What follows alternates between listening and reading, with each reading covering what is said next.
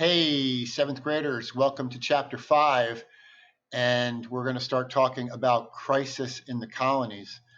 We're looking at a 30-year period between 1745 and 1775. And the first section in chapter 5 is chapter 5, section 1, and it's titled The French and Indian War. This mini lecture will cover the French and Indian War and the events that kind of lead to the colonies moving gradually toward independence. So let's begin with our vocab. There is one vocab term listed at the top of the section, and it's called the Plains of Abraham. Now, there are four vocab words total in this section. The full deck can be found on your Quizlet site, and I typically will post them on your Google Classroom feed as well. So make sure you're checking Quizlet for the full deck. Plains of Abraham is the site of a battle, and it's the site of the Battle of Quebec, the decisive battle of the French and Indian War. That battle will take place in 1759, the Battle of Quebec, the decisive battle of the French and Indian War. Now, let's look at our reading here. By the mid-1700s, France and Britain were in fierce competition for land and rivers in the Ohio River Valley. You might remember from our discussion of chapter 4, section 2 or 3, that the French had inhabited, chapter 3, section 3, the French had inhabited much of the area south of the Great Lakes, and they were trappers and traders. They were coureurs de bois, and by the mid-1700s, France and Britain were now in fierce competition for this land and rivers in the Ohio River Valley. They also competed for control of North America's important resources, including the valuable fur trade. France claimed lands west of the English colonies, which prevented the English colonies from expansion. Remember, one of the reasons that the French built forts in the areas west of the Appalachian Mountains and south of the Great Lakes, the French built forts to protect the lands that they were claiming from. They were hoping to build forts to protect those lands from the encroaching English and Spanish explorers as well, and not to mention from Native American attacks. Now, in addition, the French had firm alliances with several Native American groups and tribes. In 1754, when troops under Major George Washington fired on French soldiers near Fort Duquesne, they started the French and Indian War, a 9-year war against the French and their Native American allies. So the French and Indian War is going to be a 9-year war between the British and their Indian allies and the French and their Native American allies. Okay? The British and their Native American allies versus the French and their Native American allies. Both the French and the British will have Native American groups siding with them. Now, the British suffered many defeats during the course of the war. British troops had very little experience fighting in the forests of North America. They were not used to the territory. British soldiers, traditionally in Europe, were used to fighting in open areas, lining up in files and columns. And in North America, they had very difficult time adjusting to fighting in the forests of North America. In addition, the governments of the British colonies could not agree on how to approach the war. Okay?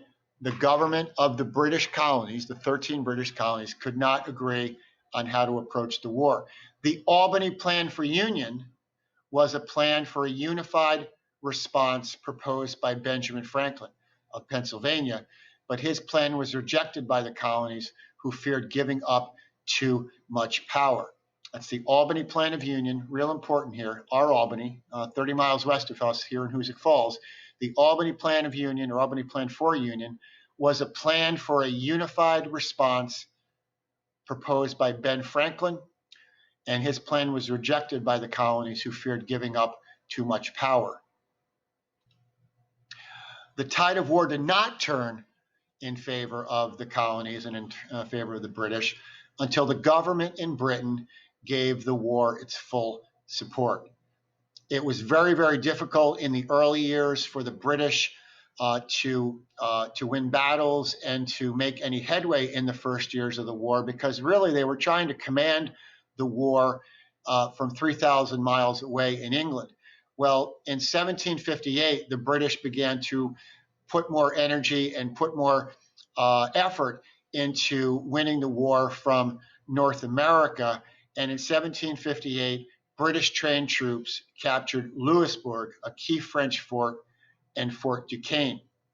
In 1759, the British staged a daring attack, and they scaled cliffs below the Plains of Abraham.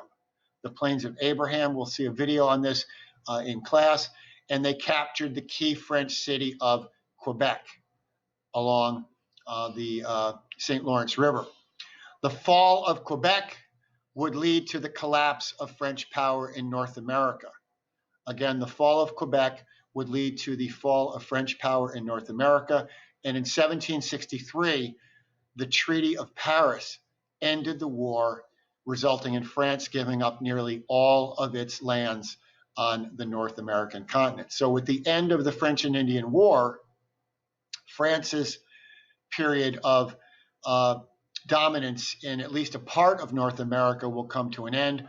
All those territories that France gives up, all those territories that France cede, they will now become territories that are claimed by Britain. And we'll see a map as well, which will show the areas of French control, which will now fall into the hands of Britain under the Treaty of Paris. Looking at the timeline underneath the reading, the timeline is titled The French and Indian War.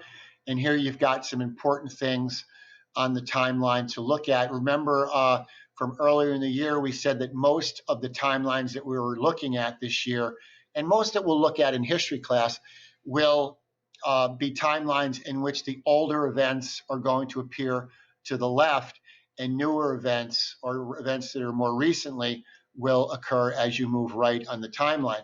So just to show you here, we've got in 1754, the French and Indian War begins. In 1763, the Treaty of Paris officially ends the war, and it results in France losing most of its territory. This question, or this timeline, will be used to answer question number 2 at the bottom of this reading. Let's look at question number 1. Answer the following question. What did the British colonies hope to gain by going to war with the French? What did the British colonies hope to gain by going to war with the French? Again, the answer to question 1 is based on the reading. So please peruse and look at the reading and do a close reading of it again and answer question 1. I'll give you a couple of moments to do that now. Again, what did the British colonies hope to gain by going to war with France? All right, continuing on, the timeline skills question, question number 2, is going to refer to, you need to refer to the timeline to correctly answer that question. Question 2 asks, what event ensured that Britain would win the French and Indian War?